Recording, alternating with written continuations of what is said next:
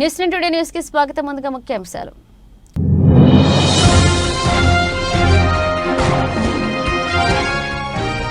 గాజాలో కాల్పుల విరమణ పాటించాలని ఐరాస తీర్మానం. ఓటింగ్ కు భారత్ దూరం.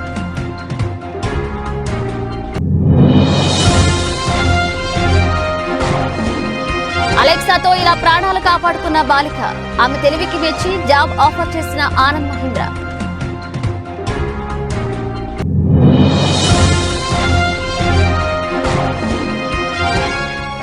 భారత్ కొద్ది మంది వ్యక్తుల సొత్తు కాదు. జైపూర్ సభలో కీలక వ్యాఖ్యలు చేసిన కాంగ్రెస్ అధినేత్రి సోనియా గాంధీ.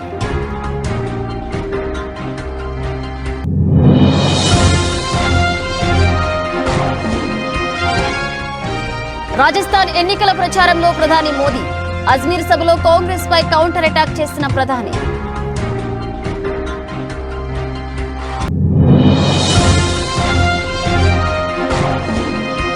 కవిత కేసులో మరొక మలుపు. సిబిఐ విచారణపై కోర్టులో పిటిషన్.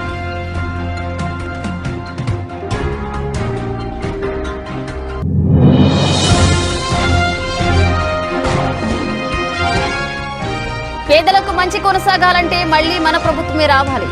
ఓటర్లను ఆకట్టుకునే ప్రసంగంతో దూసుకుపోతున్న సీఎం జగన్.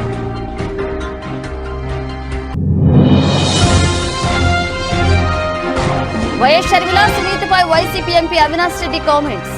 మనిషి పుట్టిన తర్వాత విచక్షణ జ్ఞానం ఉండాలని ఫైర్ అయిన అవినాష్.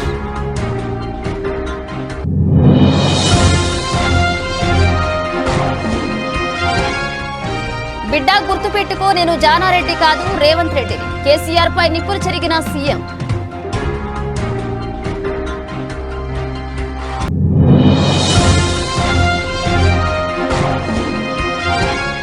రాజస్థాన్ పై Kohli super century.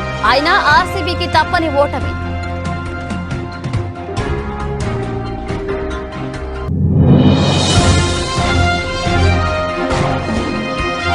Family star రివ్యూల కోసం స్వయంగా మైక్ పట్టుకుని థియేటర్స్ ముందుకెళ్లిన దిల్ రాజు.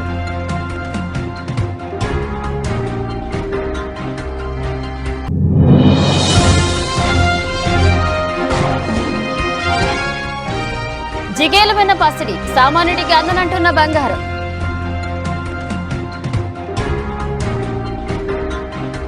ఫలస్తీనాతో జరుగుతున్న యుద్ధంలో గాజాపై విరుచుకుపడుతున్న ఇజ్రాయెల్ను నిలువరించేందుకు చేస్తున్న ప్రయత్నాలు ఫలించడం లేదు. గాజాలో మానవ హక్కుల హననం జరుగుతుందన్న ఆందోళన మొదలైంది. ఈ నేపథ్యంలో గాజాలో కాల్పుల విరమణ పాటించాలంటూ ఐక్యరాజ్య సమితిలోని మానవ హక్కుల మండలి తీర్మానం చేసింది.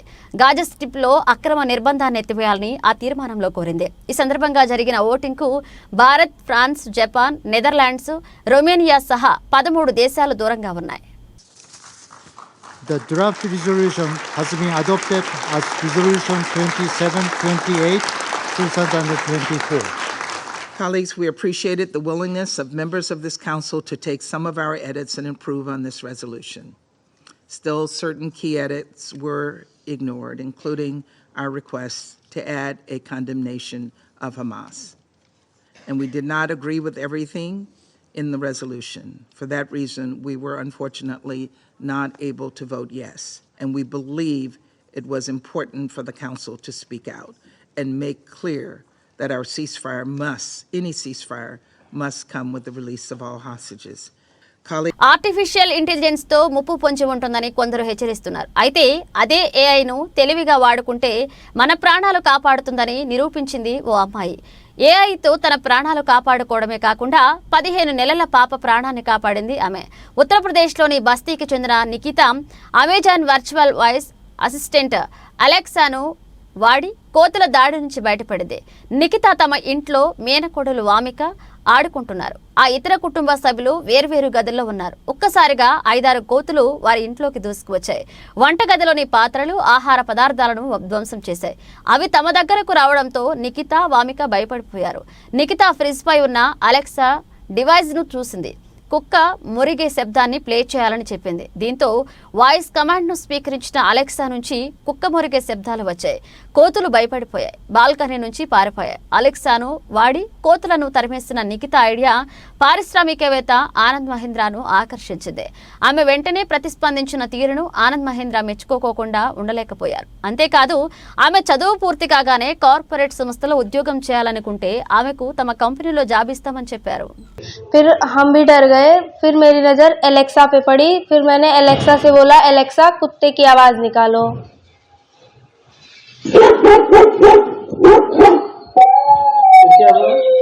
फिर कुत्ते की आवाज़ सुनकर अब आप कौन से जानवर की आवाज सुनना पसंद करेंगे? कुत्ते की आवाज़ सुनकर फिर बंदर एक एक करके डर के भागने लगे. फिर घर के परिजन आए थे क्या? मम्मी पापा लोग आए क्या? हाँ, फिर उसके बाद जीजू आए और फिर वो पूछने लगे. నిరుద్యోగం ఆర్థిక సంక్షోభాన్ని పెంపొందించడంలో ఈ ప్రభుత్వం ముందుందని బీజేపీని విమర్శించారు సోనియా గాంధీ. గత 10 సంవత్సరాలుగా దేశం ఏమాత్రం పురోగతి సాధించలేదన్నారు.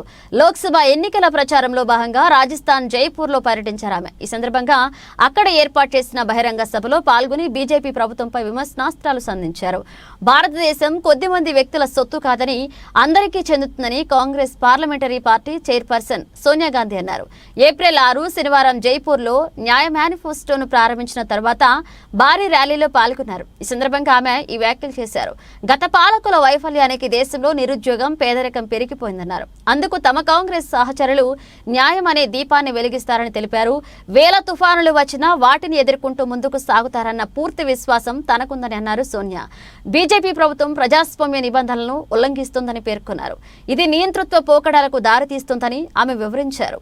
ప్రస్తుతం మన ప్రజాస్వామ్యం ప్రమాదంలో పడిందని దానిని కాపాడుకోవాల్సిన బాధ్యత మనందరిపైన ఉందని సోనియా గాంధీ అన్నారు. ఈ కార్యక్రమంలో కాంగ్రెస్ పార్టీ అధ్యక్షుడు మల్లికార్జున ఖర్గే, ప్రధాన కార్యదర్శి ప్రియాంక గాంధీ పాల్గొన్నారు. ప్రధాని మోదీ ఏం చేయకుండా ప్రతిదానికి క్రెడిట్ తీసుకుంటున్నారని ఖర్గే మండిపడ్డారు. ఏటా 2 కోట్ల ఉద్యోగాలు కల్పిస్తామని తొలి హామీలో యువతకు ప్రధాని మోదీ చెప్పారని చెప్పారు. 10 ఏళ్లలో 20 కోట్ల ఉద్యోగాలు ఇవ్వాలి. దేశంలోని యువతకు 20 కోట్ల ఉద్యోగాలు వచ్చాయా అని ప్రశ్నించారు ఖర్గే. ప్రతి ఒక్కరి ఖాతాలో 15 లక్షలు జమ చేస్తామన్నారు. ఇంత మొత్తం ఖాతాల్లో జమ అయిందా అని అడిగారు ఖర్గే.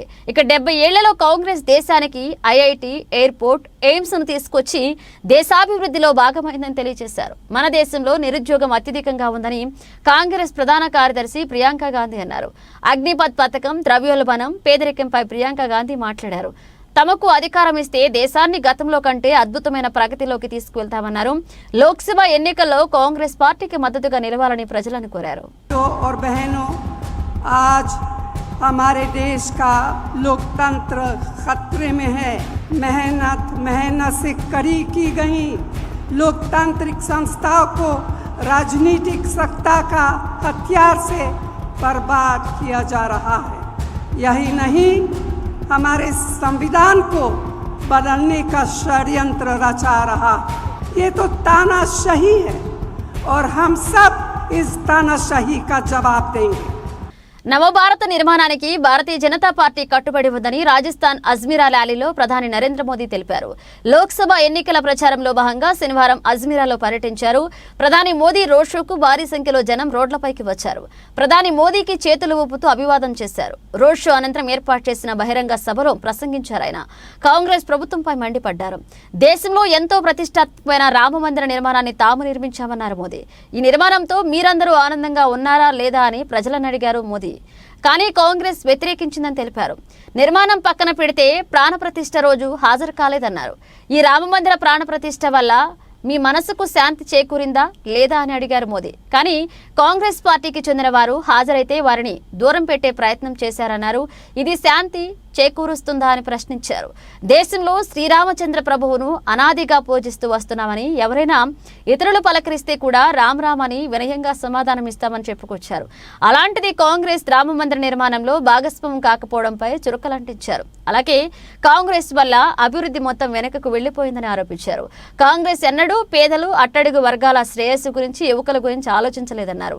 100 ఏళ్ల భారతాన్ని అభివృద్ధి పదంలో తీసుకువెళ్లేందుకు ఈ ప్రధాని పదవిని పౌరులు ఇచ్చిన గొప్ప అవకాశంగా భావిస్తున్నామన్నారు ప్రధాని మోదీ.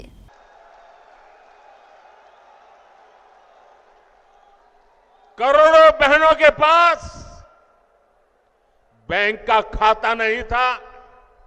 अगर कहीं से थोड़े बहुत पैसे बचा लिए तो या तो अनाज के डिब्बे में रखना पड़ता था। आज मोदी ने इन माताओं बहनों के बैंक में खाते खुलवा दिए। आप देखिए समाज की क्या स्थिति थी। अगर परिवार में खेत है तो पुरुष के नाम पर, घर है तो पुरुष के नाम पर, गाड़ी है तो पुरुष के नाम पर, दुकान है तो पुरुष के नाम पर, और अगर पति नहीं रहा तो बेटे के नाम पर। हमारी माताओं बहनों के नाम कुछ नहीं होता था। ఢిల్లీ లిక్కర్ కేసులో అరెస్ట్ అయిన ఎమ్మెల్సీ కవిత సిబిఐ విచారణను వ్యతిరేకించారు. ఈ కేసులో కవితను విచారించేందుకు తమకు అనుమతి ఇవ్వాలని సిబిఐ ఢిల్లీ స్పెషల్ కోర్టును కోరింది. అయితే దీనిపై స్పందించిన ఢిల్లీ స్పెషల్ కోర్టు తీహార్ జైలుకు వెళ్లి కవితను విచారించవచ్చని శుక్రవారం ఆదేశాలు జారీ చేసింది. ఇదిలా ఉంటే ఈ కేసులో ఊహించని పరిణామం చోటు చేసుకుంది. తనపై విచారణ కోరుతూ వేసిన పిటిషన్ను వ్యతిరేకిస్తూ శనివారం అదే ఢిల్లీ కోర్టును ఆశ్రయించారు కవిత. అలాగే విచారణ నిమిత్తం తీహార్ జైలుకు వెళ్లిన సిబిఐ అధికారులకు కవిత సహకరించలేదు. తీహార్ జైల్లో కవితను విచారణ చేయడానికి central bureau of investigation court శుక్రవారం అనుమతి ఇచ్చింది. జ్యుడిషియల్ కస్టడీలో ఉన్న కవితను విచారించేందుకు కోర్టు అనుమతి కోరుతూ సిబిఐ దాఖలు చేసిన పిటిషన్పై పూర్తి స్థాయిలో విచారణ జరిపిన అవెన్యూ కోర్టు ఆ ఆదేశాలు జారీ చేసింది. అయితే కవిత తరపు న్యాయవాది నితీష్ రాణా ఇలా వాదించారు. ఆమెకు తెలియకుండా ఎలాంటి ముందస్తు సమాచారం ఇవ్వకుండా కోర్టులో పిటిషన్ దాఖలు చేయడం ద్వారా సిబిఐ న్యాయ ప్రక్రియను విఘాతం కలిగించిందని కోర్టుకు తెలిపారు. అలాగే కోర్టు నుండి అనుకూలమైన ఉత్తర్వులు పొందేందుకు సిబిఐ తన విచారణలో నిజమైన వాస్తవాలను బయటకు చెప్పకపోవచ్చని తాను అనుకుంటున్నట్లుగా కోర్టుకు తెలిపారు. కవిత తరపు వాదనలు వినిపించే వరకు సిబిఐ విచారణకు ఇచ్చిన ఆర్డర్ను తాత్కాలికంగా నిలిపివేయాలని న్యాయమూర్తిని కోరారు. మార్చి 15న ఢిల్లీ కేసులో కవితను ఎన్ఫోర్స్మెంట్ డైరెక్టరేట్ అరెస్టు చేసింది. తన 16 ఏళ్ల కొడుకు పరీక్షల నేపథ్యంలో ఆమెకు బెయిల్ అవసరమని, అందుకోసమే కవితకు మధ్యంతర బెయిల్ ఇవ్వాలని గురువారం కోర్టును ఆశ్రయించారు. ఈ తరుణంలో కోర్టు శుక్రవారం సిబిఐకి ఇచ్చిన ఉత్తర్వులను తాత్కాలికంగా రద్దు చేస్తుందా లేక సోమవారం మధ్యంతర బెయిల్ పిటిషన్పై తీర్పు వెలువరిస్తుందా అన్న ఆసక్తి చాలా మందిలో నెలకొంది. ఇప్పటికే మధ్యంతర బెయిల్ పిటిషన్పై తీర్పును రిజర్వ్ చేసి ఉంచింది ఢిల్లీ ప్రత్యేక న్యాయస్థానం. సోమవారం ఉదయం 10:30కి కవితను కోర్టులో హాజరుపరచాలని తెలియజేసింది.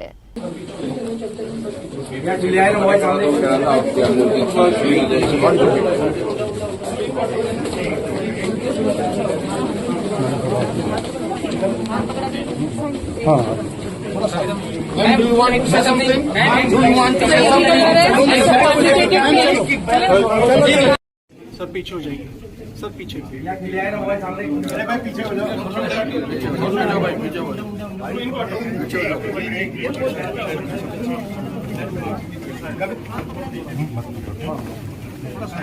Ma'am, do you want to say something? Ma'am, do you want to say something?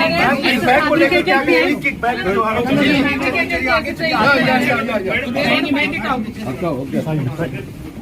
Ma'am, would you like to say something? It's an illegal arrest. We're going to fight it out. Nellore జిల్లా కావలిలో మేమంతా సిద్ధం బహిరంగ సభలో CM Jagan మాట్లాడారు. చంద్రబాబు వెన్నిప్పులు చెరిగారు. చంద్రబాబును నమ్మడం అంటే పులి నోట్లో తలపెట్టడమే అని జగన్ అన్నారు. మోసం, అబద్ధం, కుట్ర, వెన్నుపోటు కలిపితే చంద్రబాబు అని వ్యాఖ్యానించారు. వచ్చే 5 ఏళ్లలో భవిష్యత్తును నిర్ధారించేందుకు 5 వారాల గడువు మాత్రమే ఉందన్నారు జగన్. ఈ ఎన్నికలు చంద్రబాబు, జగన్కు మధ్య జరుగుతున్నవి కాదని, మోసగాళ్లకు, ప్రజలకు మంచి చేసే వారికి మధ్య జరుగుతున్న ఎన్నికలు అని జగన్ అన్నారు. మే 13న జరిగే సంగ్రామంలో వైసీపీకి మద్దతు ఇవ్వాలని జగన్ విజ్ఞప్తి చేశారు. ఎన్నికల్లో వైసీపీకి మద్దతు ఇవ్వడం ద్వారా పేదలు, పిల్లలు, రైతులు బాగుపడతారని జగన్ వ్యాఖ్యానించారు. మంచి చేసిన మనందరికీ, ప్రభుత్వానికి ప్రజలు నీరాజనాలు పడుతున్నారు. అవతలి పక్షం తోడేళ్లుగా, మోసగాళ్లుగా వస్తున్నారు. వచ్చే 5 ఏళ్లుగా మన రాష్ట్ర భవిష్యత్తును నిర్ణయించే ఎన్నికలు జరుగుతున్నాయన్నారు.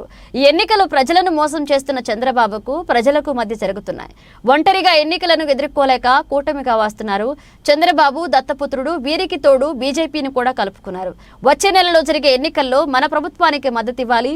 రాష్ట్ర ప్రజలకు జరుగుతున్న మంచి కొనసాగాలంటే మన ప్రభుత్వానికి మద్దతు ఇవ్వాలన్నారు. మేనిఫెస్టో చూపించాలంటే చంద్రబాబు భయపడతారు. ఎన్నికలకు ముందు రంగురంగుల మేనిఫెస్టో చూపిస్తారు. ఇక ఎన్నికల తర్వాత మేనిఫెస్టోను పట్టించుకోరు.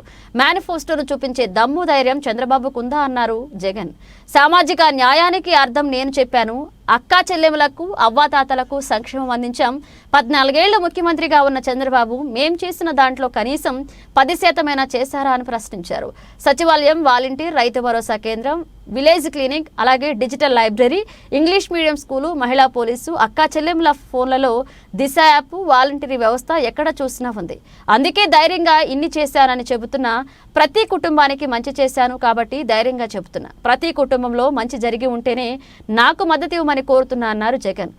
ఈ మంచి మరో 5 ఏళ్ల పాటు కొనసాగాలంటే ఓటు ద్వారా మద్దతు ఇవ్వాలన్నారు.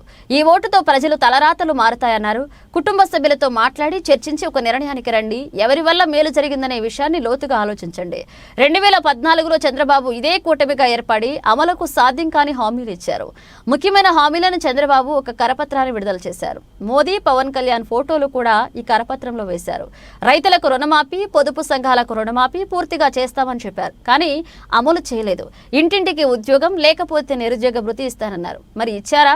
ప్రత్యేక హోదా ఏమైనా తెచ్చారా? ఇప్పుడు కూడా ఇదే కూటమి మరొకసారి ఎన్నికలకు వస్తుంది. మరొకసారి రంగురంగుల పేపర్లతో మేనిఫెస్టో తెస్తున్నారు. సూపర్ 6, సూపర్ 7 అంటున్నారు. ప్రజలు నమ్ముతారా? చంద్రబాబు నమ్మితే ప్రజలు మోసపోవడమే. ప్రజలంతా స్టార్ క్యాంపెయినర్లుగా మారి పేదవాడి ఇంటికి వెళ్లి నిజాలు చెప్పి వారిని కూడా స్టార్ క్యాంపెయినర్లుగా మార్చాలన్నారు సీఎం జగన్. ఎన్నికల వేళ ఆంధ్రప్రదేశ్లోని బద్వేల్లో వైసీపీ ఎంపీ అవినాష్ రెడ్డి ఎన్నికల ప్రచారంలో పాల్గొని వైఎస్ షర్మిల, మాజీ మంత్రి వివేక కుమార్తె సునీతపై మండిపడ్డారు. షర్మిల తాజాగా చేసిన కామెంట్లకు అవినాష్ రెడ్డి కౌంటర్ ఇచ్చారు. మనిషి పుట్టిన తర్వాత విచక్షణ జ్ఞానం ఉండాలని అవినాష్ రెడ్డి అన్నారు. తమ గురించి చెడ్డగా ఎంత ప్రచారం చేసుకుంటారో చేసుకోండని చెప్పారు. వారి విఘ్నతకే వదిలేస్తున్నామన్నారు. విఘ్నత కలిగిన వారెవరూ అలాంటి వ్యాఖ్యలు చేయరన్నారు అవినాష్.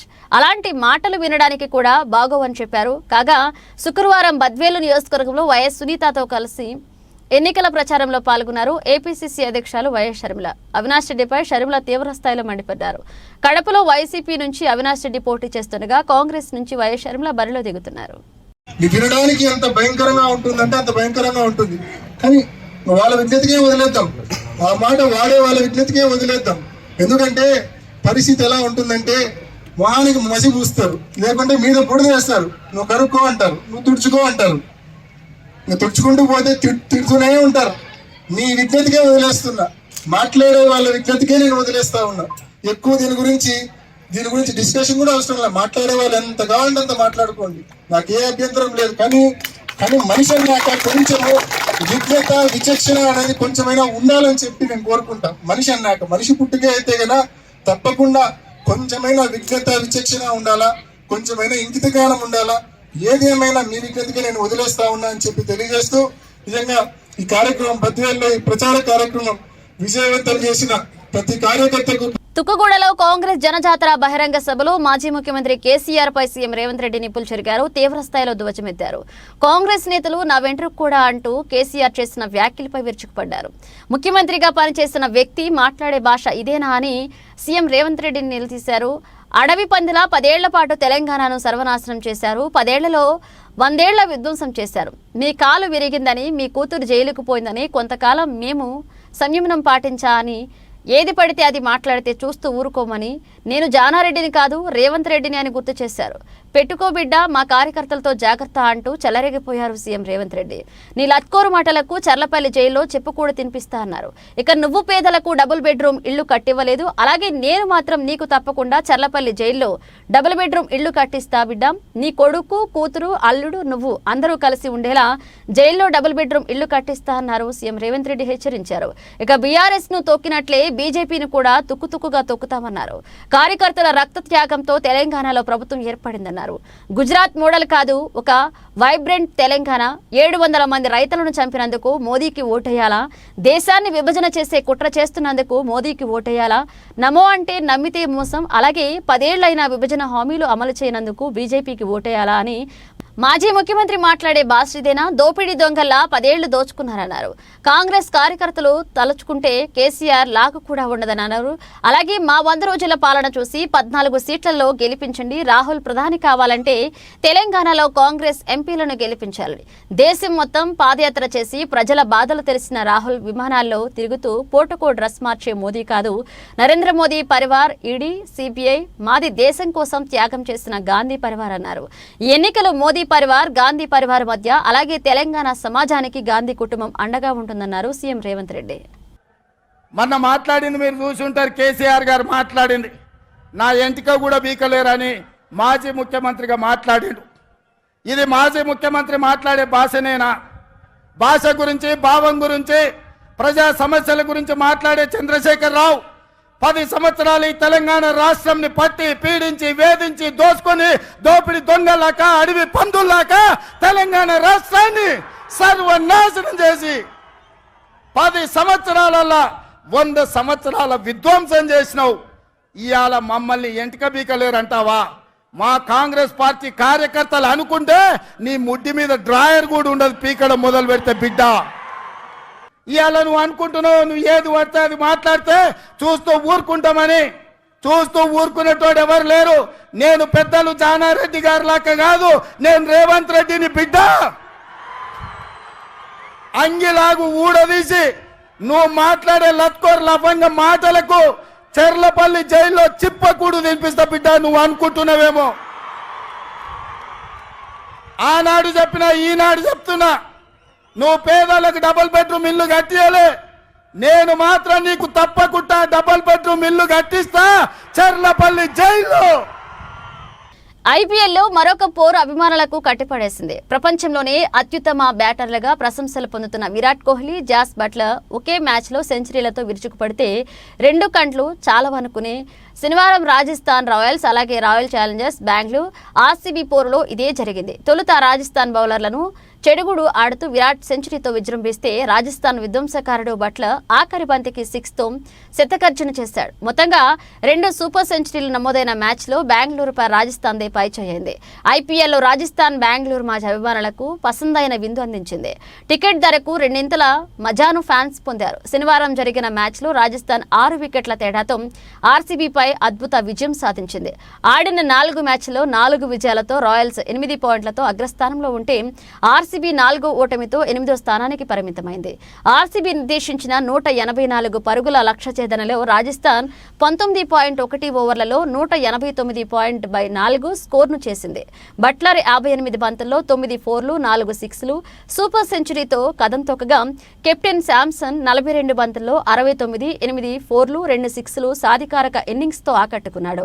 టోఫ్లే 2/27 2 వికెట్లు తీశాడు. తొలుత విరాట్ కోహ్లీ 72 బంతుల్లో 113 నాట్అవుట్ అలాగే 12 4లు 4 6లు శతక విజృంభణకు తోడు కెప్టెన్ డూప్లెసిస్ 44 ఆకట్టుకోవడంతో బెంగళూరు 20 ఓవర్లలో 183/3 స్కోర్ చేసింది. Maxwell 1, Sourav Chauhan 9, Green 5 not out స్వల్ప స్కోర్లకే పరిమితమయ్యారు. చాహల్ 2/34, బర్గర్ 1/33 రాణించారు. ఇక సెంచరీతో జట్టు విజయంతో కీలకమైన బట్లర్లకు మ్యాన్ ఆఫ్ ద మ్యాచ్ దక్కింది. ఆదివారం ఐపీఎల్తో డబుల్ ధమాకా పోరు అభిమానులను అలరించుకుంది.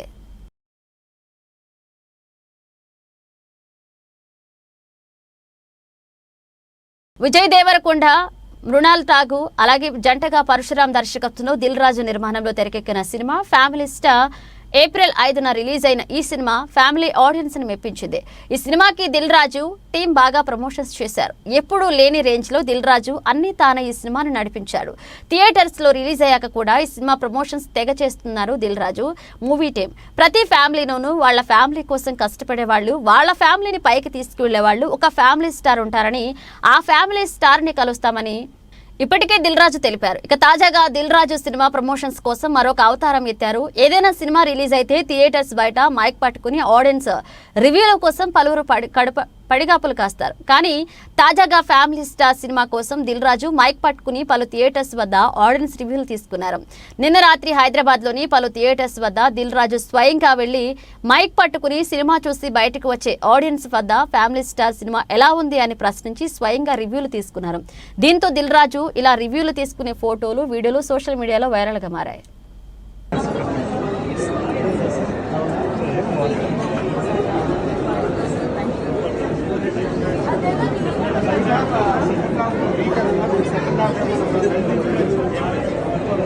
ఫ్యామిలీ చూడొచ్చు, 100% family cinema and worth to watch.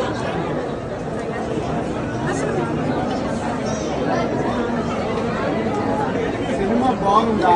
ఏం నచ్చిందమ్మా నీకు? ఫైటింగ్ నచ్చిందా? బంగారం సామాన్యుడికి అందనట్టుంది. ఆకాశమే హద్దుగా దూకిపోతున్న పుత్తడి ధర మరో చారిత్రాత్మక గరిష్ట స్థాయికి ఎగబాకింది. రోజుకొక రికార్డ్ బద్దలు కొడుతున్న గోల్డ్ ధర శనివారం మరొక మైలురాయి 71,000 అధిగమించింది. అంతర్జాతీయ మార్కెట్లు అతి విలువైన లోహాల ధరలు పుంజుకోవడంతో దేశీయంగా బగబగ మండుతుంది. ఇదే క్రమంలో హైదరాబాద్ బులియన్ మార్కెట్లో 22 క్యారెట్లు మిగిలిన 10 గ్రాముల ధర 1200 ఎగబాకి 64,150 నుంచి 65,350కి చేరుకుంది. అలాగే 24 క్యారెట్లు కలిగిన 99.9 స్వచ్ఛత కలిగిన తులం బంగారం ధర 1310 అధికమై 71,290 పలికింది. ఒకే రోజు ఇంతటా స్థాయిలో పెరగడం విశేషం. ఇదిలా ఉంటే ఢిల్లీలో తులం ధర 1,310 ఎగబాకి 71,440కి పలికింది. ప్రస్తుతం దేశవ్యాప్తంగా పెళ్లిళ్ల సీజన్ అయినప్పటికీ కొనుగోళ్లు అంతంత మాత్రంగానే నమోదయ్యాయి. అవసరం ఉంటే తప్ప కొనుగోళ్లు చేయడం లేదని బంగారం వ్యాపారి ఒకరు తెలిపారు. బంగారంతో పాటు వెండి పరుగులు పెడుతుంది. హైదరాబాద్లో కిలో వెండి ఏకంగా 2,000 అధికమై 85,000 నుంచి 87,000కు చేరుకుంది. పారిశ్రామిక వర్గాలు అలాగే నాణేల తయారీదారుల నుండి డిమాండ్ అధికంగా ఉండడమే ఇందుకు కారణం.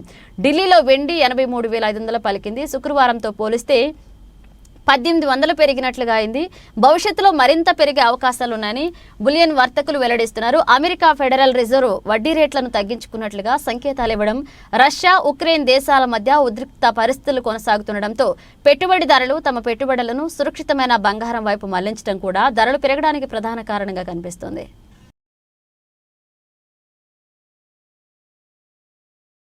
బులెటిన్ ముగించే ముందు హెడ్లైన్స్ మరోసారి.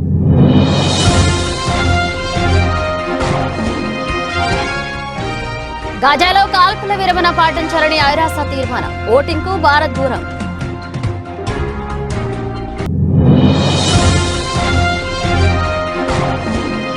అలెక్సాతో ఇలా ప్రాణాలు కాపాడుకున్న బాలిక.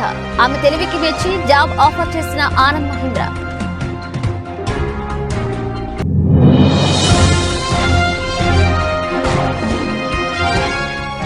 భారత్ కొద్ది మంది వ్యక్తుల సొత్తు కాదు. జైపూర్ సభలో కీలక వ్యాఖ్యలు చేసిన కాంగ్రెస్ అధినేత్రి సోనియా గాంధీ.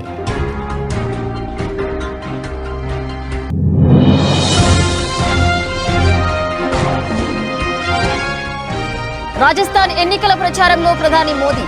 అజ్మీర్ సభలో కాంగ్రెస్ పై కౌంటర్ అటాక్ చేసిన ప్రధాని.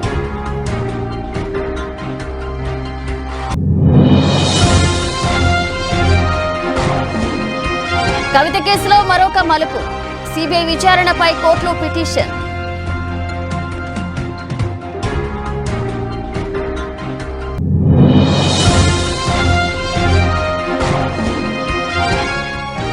పేదలకు మంచి కొనసాగాలంటే మళ్లీ మన ప్రభుత్వమే రావాలి.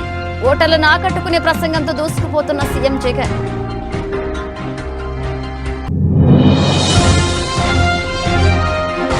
వైఎస్ షర్మిల సునీతపై YCP MP Avinash Reddy comments. మనిషి పుట్టిన తర్వాత విచక్షణ జ్ఞానం ఉండాలని ఫైర్ అయిన అవినాష్.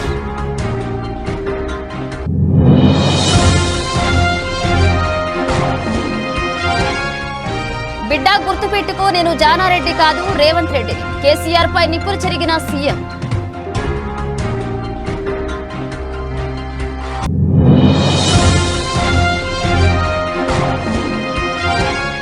రాజస్థాన్ పై కోహ్లీ సూపర్ సెంచరీ. అయినా ఆర్సీబీకి తప్పని ఓటమి.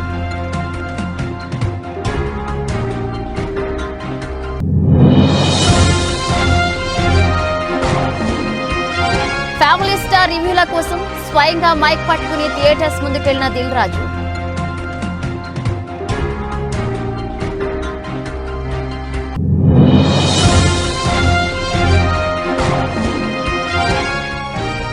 జిగేలమైన పసిడి. సామాన్యుడికి అందనంటున్న బంగారం.